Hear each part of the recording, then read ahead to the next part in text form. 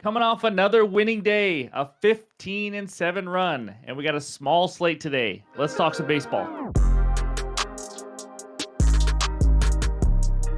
What's going on, everyone? Welcome back in to another episode for Just a Bet Outside. I am your host, Steven, and we're here to talk some more baseball, baby. That's right. It is a Thursday.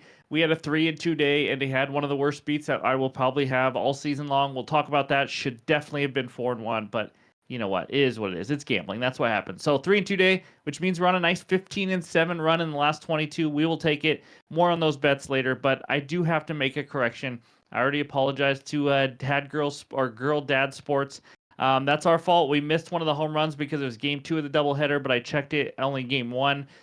So the winner of Dinger Tuesday this week is actually at Top Geo Dude with Alec Burleson, who had a home run at plus 650, I believe, in game 2 of the doubleheader. So congratulations to you for winning. You are the actual winner. Reach out to me. We'll get you paid for the contest. So anyway, sorry about the mistake, but reminder, we just had a 2-0 sweep yesterday. NBA Best Bets video is out now, so go check it out. The Knicks and Pacers are looking to advance. We got some big games. I mean, if they both don't win, then we have 2 Game 7s in a couple days. That should be exciting. But just want to point you guys some things out because I've seen some comments about units and all this stuff. For people that are forgetting all the research help, there is a lot of winners to be had. And I want to make sure you guys are actually getting all the info. The pitcher strikeout matchups, they went 1-1 yesterday. I'm trying to keep track of those more and more. They're now 4-1 in the last 5. You just blindly took all their over K props. And then the good hitter matchups recap, there's 10 of them, only 8 of them played, I believe. 6 of the 8 hitters got a hit. So, and there's been a high rate of that pretty much all season long. So make sure you guys are trying to get winners everywhere. This is not a video like other channels you see where it's just a few best bets and that's what it's all about. So I just want to make sure I point that out just so you guys can get as much help as possible. But let's get right into it. Enough of the rambling. I got a baseball fun fact to start you out, and it's about an ex-Mariner. I love this guy, Mr. Jamie Moyer, the king of the changeup, the lefty pitcher. He played in in 50 different MLB stadiums over the course of his career. He played until he was 49, guys. He played forever. 50 MLB stadiums. I also saw something where he played against like 8 or 9% of all MLB players of all time. That's just wild.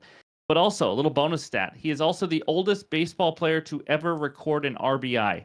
At 49 years old, he had an RBI. He's a pitcher, doesn't hit a lot, but I just wanted to point that out. That's just wild. So anyways, in this video, we're going to recap yesterday, and then we're going to go over those good hitter matchups, the pitcher strikeout matchups, the pitcher report, and then we end it with the best bets and the bets recap. Again, it's a small slate today, but hopefully we can still get some winners. Hit that like button, leave a comment below like you guys have been doing. And if you're new to the channel, hit that subscribe button. We talk NBA, MLB, and NFL all season long on our way to 24,000 subscribers. So let's get into it. And it starts with the recap.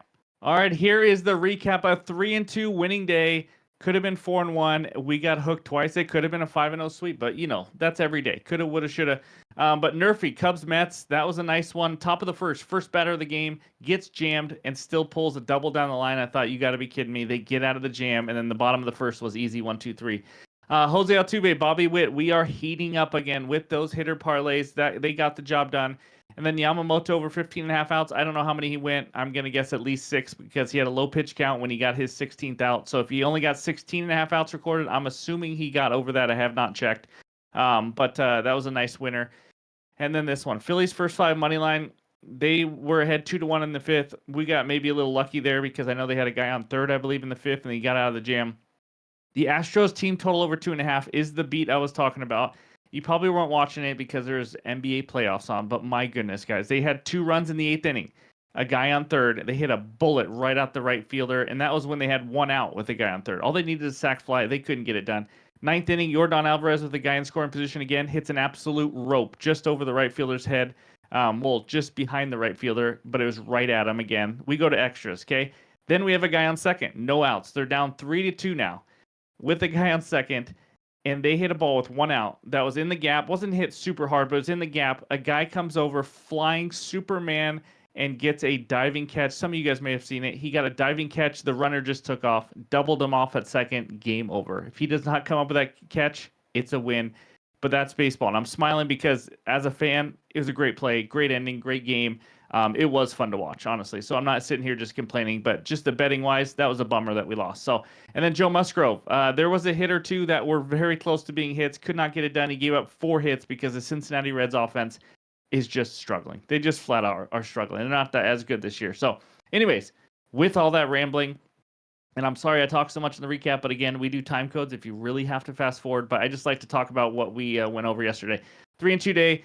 Like I said, a nice little run that we're on right now, down 2.37 units, trying to build out of that hole, but just takes one more good day. So that's the recap. Now let's talk some good hitter matchups. All right, like I said, it's a very small slate today, so we only got 4 good hitter matchups for you. Ian Happ, 4 for 11 off Hauser. Gleyber Torres, 4 for 7, but all singles against Kyle Bradish. That's right, it looks like Kyle Bradish will be pitching for the Baltimore Orioles, but check and make sure because that's not 100%. That would be his first start of the year. And then another Cub, Patrick Wisdom, 3 for 6, 0 extra base hits also against Hauser.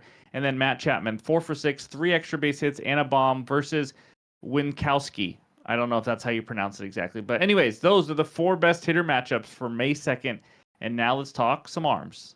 All right, we only got 1 good pitcher strikeout matchup for you today, and it's Mr. Cabrera of the Marlins, the youngster, facing the Colorado Rockies. Rockies' 4th highest K percentage versus righties this year at 27.4%. Cabrera is a guy who can strike out a lot of guys. He's got electric stuff, but he also can lose his command and just have some blow up games. But 21 Ks and 15.1 innings this year. He's made 3 starts so far this year. He has 10 Ks, 7 and 4, and those are the matchups he had him in. So that's the only good pitcher strikeout matchup. There are some average ones here and there, but that's all we got for today. Now let's take a look at the pitcher report. All right, these are the 6 matchups today. And like I mentioned, Kyle Bradish earlier for the Baltimore Orioles, I don't know if it's 100%. So just make sure, but he was one of their better pitchers last year. And he would be making his first start if he is joining the rotation. So just be sure to stay tuned for that. Facing Carlos Rodon of the New York Yankees, having a good season, having a good bounce back year with only a 3 expected ERA, pretty decent K rate and all that. So other than that, we don't have a lot of great pitchers. The lefty Kyle Harrison's been decent, 22.6% K rate, a 4 ERA, 3.5 expected. He's been pretty solid for them. But no one just absolutely dominant. Nathan Eovaldi's probably the best one. And then you got, of course, Mr. Spaghetti, Spencer Arrighetti, 10.97 ERA. There could be some runs in that one. I mean, there's some high ERAs, some tough pitchers, and some offenses that got held down yesterday. Couldn't get the job done. Only scored, I think, 5 total runs in that game. So anyways, those are the 6 matchups. Take a screenshot. And if you are new, as you can see, we do all different columns, walk percentage, and on the bottom are the averages, just so you have something to compare it to. But hopefully this helps you at least get your day started to look at all the matchups. But without further ado, it's time for the best bets. All right, this segment of the show is brought to you by our sponsor, Better Bet. That's BTR Bet, the best place to find, track, analyze, and share your bets. Go click the link below in the description and check it out. All right, this slate is ugly. Let's be completely honest. It's 6 games, and it's just absolutely ugly. We got morning games, day games, which can be a little dicey. I have 1 best bet for you today and 1 lean. Any added plays will be in the pinned comments, but I'm not here to just force you a ton of, 3 or 4 plays or anything on a tough slate. So I will more than likely have at least 1 added play, but here we go. This first one got a little creative. It's an alt-line parlay. Give me the under in the Washington Nationals-Rangers game and the over 7.5 in the Guardians-Astros. So let's talk the under in the Nats Rangers. So Mitchell Parker, the lefty, he's been pretty good so far. He's a youngster. He's made only 3 starts, and he pitched a total of 12 innings versus 2 very tough teams in the Astros and the Dodgers. He only gave up 2 earned runs on 7 hits in those 2 games. He looked pretty good. He's had great command for the most part, only 2 walks in those 3 starts total. And he's facing the Rangers. Now, usually you think of the Rangers as some elite offense. Well, it hasn't been the case so far this year. Will it pick up? Probably. They are the Rangers. But versus lefties is where they've struggled. They're only 19th best WRC plus versus lefties, 18th in OPS, and the 4th highest K rate, which we've talked about this week, of how much they strike out against the lefties. I think Parker can limit this Rangers offense enough. Again, it's 11. The under is 11 I'm taking. Now, Nathan Eovaldi takes the mound for the Texas Rangers, and he's been solid, as most of you know. 3 ERA through 6 starts, given up 2 Let me say that again. He's given up 2 earned runs or less in 4 of his 6 starts, and he's only given up more than 3 earned runs in 1 of his 6 starts. So the one thing he's struggled with is his command and his walks. Now, the Nats are average drawing walks, so it's not like some crazy matchup where they're going to work counts and all that. But as long as he can just have his command decent, but he's been pretty good at getting out of jams. He's got the stuff. We've seen it in their World Series run, and in years past, he is a pretty good pitcher. So both these offenses just been average in their splits. Nats are about average versus righties, and the Rangers are average versus lefties, a little below average actually. The total in this game is 8. Now it's 8 for a reason, because they're just not very good right now, guys. These offenses in regards to these pitchers, and now you think, okay, now we got to worry about the bullpens. Well, both bullpens. I can't talk, guys. It is midnight. I am done. But both bullpens have ERAs under 4 this season, so they've been decent. They're right in the middle of the pack. So as long as we don't get some blow up 7th, 8th, or 9th inning late in the game, for the most part, I think these starting pitchers can keep these offenses down. I just need under 11. 11 is a push, but again, taking it from 8 to 11, taking the under. Now, the second leg, over 7.5 in the Guardians and Astros game. This is a total of 10 runs for a reason, guys. There is just going to be a lot of runs. We have the youngster Spencer Arrighetti. He's been bad, and that's kind of putting it nicely. So he has over a 10 ERA. Small sample size, obviously, only a few starts, but he has just not been pretty at all. He's not ready. I think he's going to be demoted at some point soon.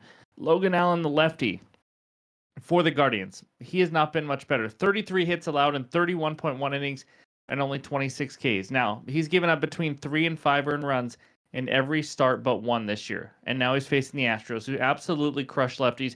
4th best WRC+, 4th best OPS versus lefties. I think the Astros score a lot of runs. Arrighetti is struggling. The Astros bullpen has not been that great as well. These two teams only scored 5 runs yesterday. The first game, they scored 1,000,000 runs. The last game, they couldn't get a lot of hits with runners in scoring position. I think they score quite a few runs here. So I just need 8 runs to cash, and I need the under 11 in the Texas Ranger Nationals. And that is my first best bet in all my rambling. Now let's talk about the one lean I have. It's the early game. If you're on the West Coast, it is like breakfast, and then here's the game. Edward Cabrera for the Marlins, over 6.5 Ks. We talked about it in the good pitcher strikeout matchups. Rockies are absolutely terrible. They've allowed a lot of righties to cover this line already, over 6.5.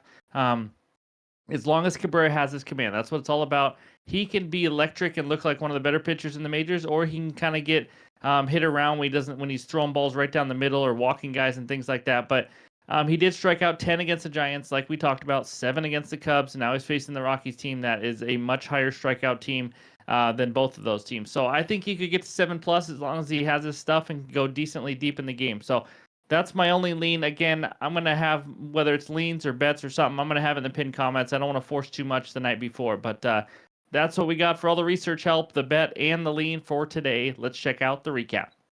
All right, there it is. An alt line parlay, under 11 in that Texas Ranger game, and then over 7.5 in that Guardian Astros game at -125. Again, any added plays, as you see there on the bottom, in the pinned comments on X and on Discord. Let's go get some more winners. Let's stay hot, 12-5 run, and let's just keep it rolling. Hopefully you guys enjoy some day baseball. Have a great Thursday, and we'll talk to you soon.